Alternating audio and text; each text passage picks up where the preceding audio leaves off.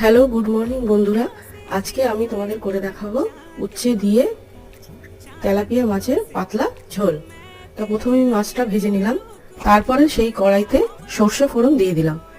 সর্ষেটাকে একটু হাতা দিয়ে ম্যাশ করে নেবে যাতে সর্ষেগুলো আধ ভাঙা হয়ে যায়। তারপরে আমি ওই সর্ষের মধ্যে আলু আর উচ্ছেগুলোকে ছেড়ে দিলাম।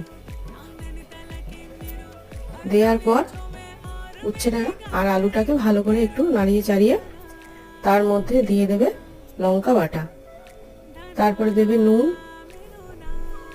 হলুদ আর একটু কালারের জন্য লঙ্কার গুঁড়ো। তারপরে নাড়িয়ে এটাকে জল দিয়ে দেবে। জল দিয়ে দেওয়ার পর ঢাকা দিয়ে দেবে।